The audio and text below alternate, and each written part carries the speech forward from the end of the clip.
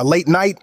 Four walls, a ceiling, the endless hum of possibility just outside. The mind churns, cataloging every disaster that hasn't happened. Yet, most will not. But fear is alive, electric under your skin.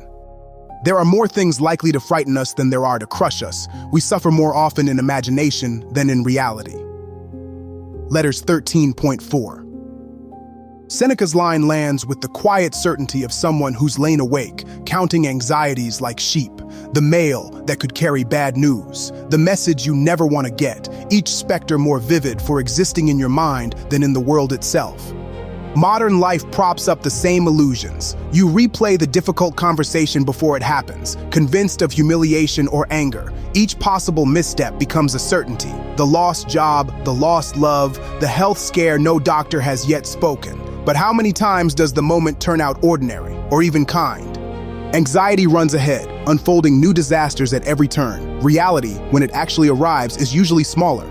To be human is to invent monsters in the dark and flinch at shadows that pass us by.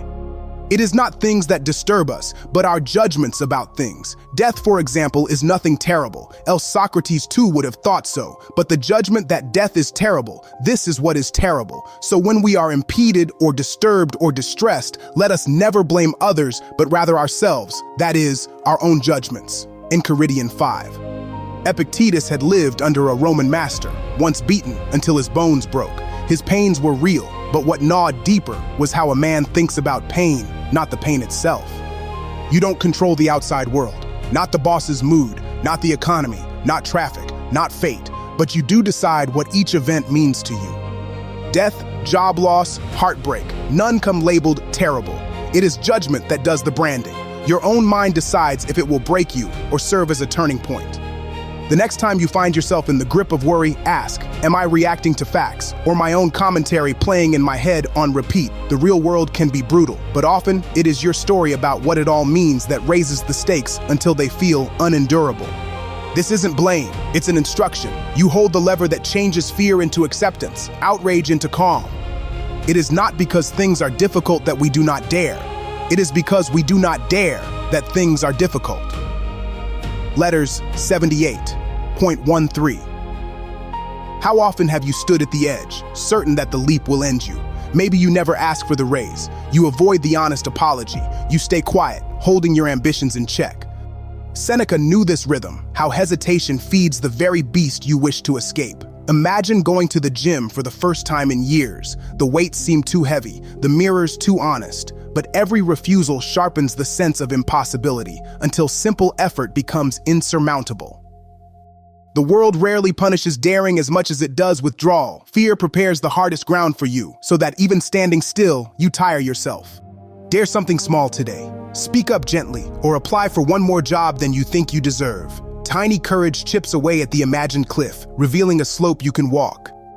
You act like mortals in all that you fear, and like immortals in all that you desire. On the Shortness of Life, 2.1. Seneca, ranking his days in the shadow of imperial Rome, saw the tension between panic and pursuit. When we fear, we shrink as if fragile. When we want, we reach as if eternal. The result is a life spent running, not living.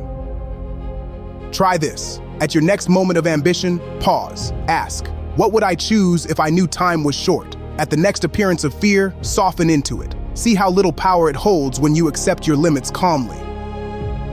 It is not things themselves that disturb men, but their judgments about these things. For example, death is nothing terrible, for if it were, it would have seemed so to Socrates. Rather, the opinion that death is terrible, that is the terrible thing.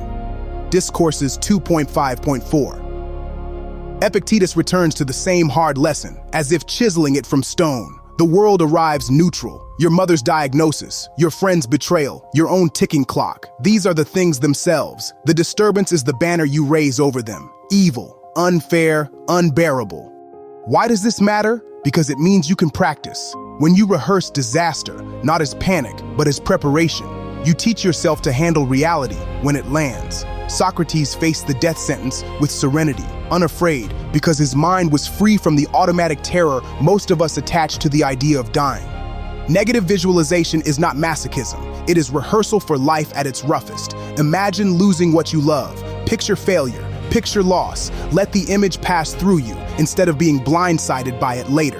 If this sounds cold, remember, ancient philosophy is a toolkit, not a sedative. It offers you armor, not anesthesia. Nothing happens to the wise man against his expectation. It is not that all things happen as he wished, but that he calculated that something could stand in the way of his plans. On Providence, 4.12. Here is the Stoic Pivot. No one's dreams unfold untouched. Projects collapse, relationships unravel, luck runs out with an ordinary coldness. Seneca's wise man is not the engineer of reality, but its careful accountant. He graphs not only hope, but hindrance. He makes room for loss in his calendar. Modern life rewards relentless optimism, manifesting, shooting your shot, hustling without rest. Stoicism says, hustle, but map the obstacles too. Imagine disruption, not to wallow in it, but to train yourself for calm action. Expect the unexpected. Every plan should have contingencies, not because you are a pessimist, but because the world rarely dances to your tune. Each morning, imagine at least one thing going sideways, not because you wish for it, but because you will not be thrown off balance when it comes. Every setback can become less shocking, less personal, more manageable. Whatever can happen at any time can happen today. Letters 98.5.